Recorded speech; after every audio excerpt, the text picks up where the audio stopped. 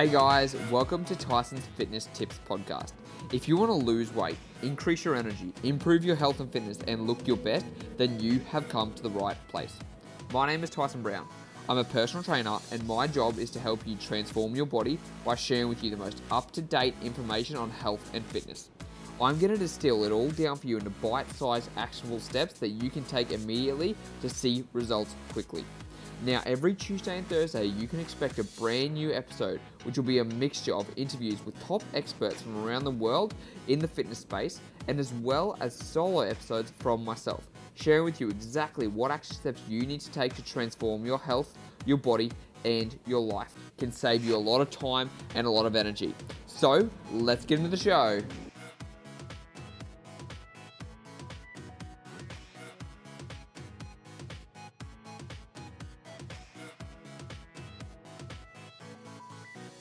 What do you do when you're energized, when you're feeling tired? What's up, guys? It is Tyson Brown here with another fitness tip for you all. So I'm walking on the way home from the gym, and last night I had a really terrible sleep.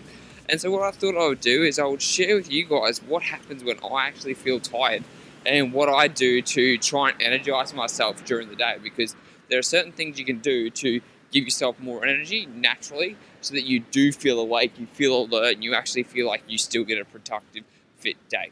So the first thing I always do is I always try and actually push myself a little bit further than what I would usually do. Like if I would usually go for a walk only a cup, like for a little bit, or I'd go for an exercise routine, I'd actually try and push myself a little bit harder, because that way when you start to push yourself harder, what you'll find when you are tired is that you don't want to do much. So when you find yourself being able to push a little bit harder than you usually would, you probably won't go extra, but you'll do just enough for the day. So like what I usually do, I usually do about, let's say 12,000 to 15,000 steps a day.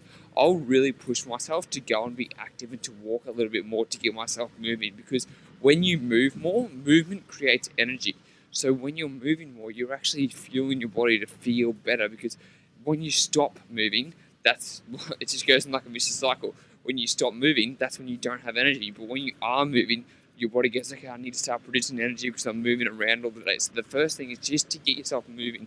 Even though you don't feel like doing it, even though you feel tired, movement is the key to getting yourself energized and to feeling like you actually want to do something. So get yourself moving. The second thing I want to share with you guys is that you want to make sure when you get outside, go and get the sunlight on your eyes.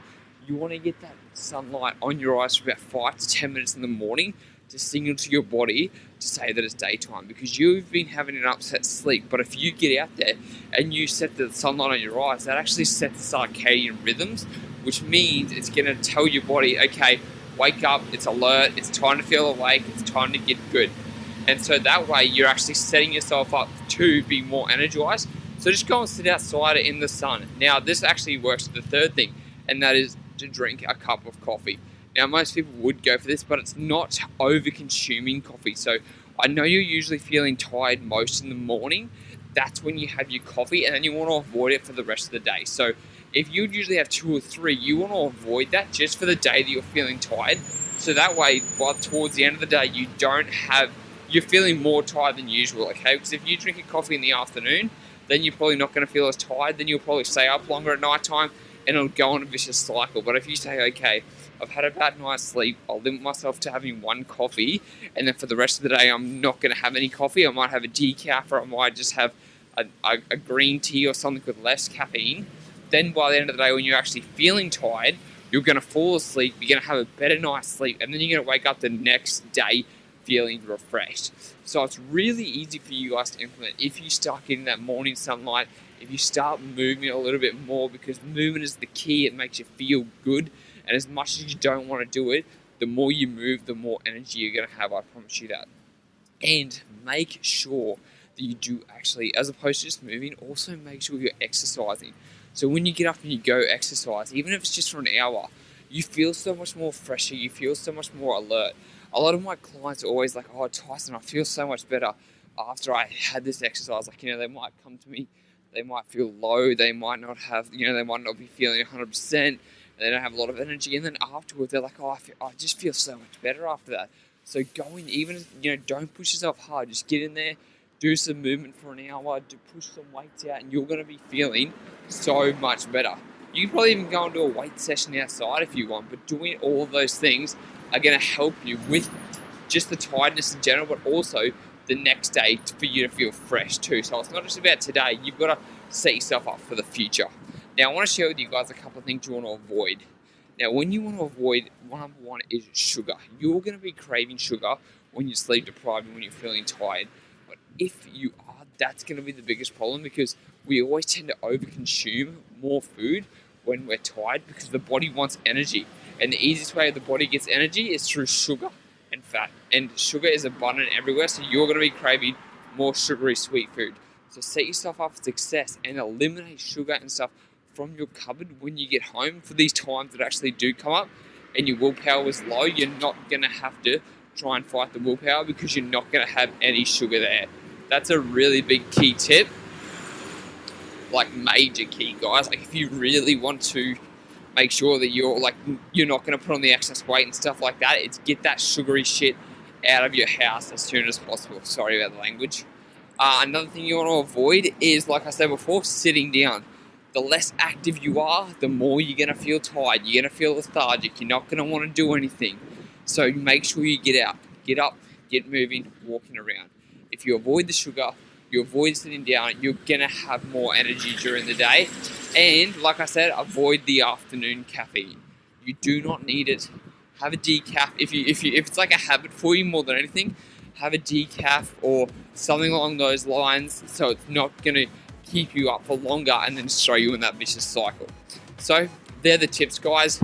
Make sure you get some sunlight, keep yourself moving, avoid the caffeine afterwards, have a morning coffee to get yourself going, and I guarantee you after a weight training session you're going to feel so much better. Have a great day, and I'll speak to you guys in the next podcast. Hey, thanks for listening to the podcast. I really appreciate it. Now, I've got a special gift for you. If you want to learn how I managed to lose 10 kilos and keep it off, then I've got the perfect treat for you. I've got a free intermittent fasting cheat sheet that I share on my website that shows you exactly how to diet effortlessly with intermittent fasting and fit it into your busy lifestyle. And more importantly, this is the exact guide that I follow every single day that allowed me to lose 10 kilos of body fat and keep it off 4 years later. So head on over to www.tysonbrown.com.au and pick up your free cheat sheet today and learn how to fit intermittent fasting into your life and diet effortlessly. Once again, that's www.tysonbrown.com.au. Opt in for the free cheat sheet and I'm going to send it straight to your inbox for free. Until next time, speak to you guys then.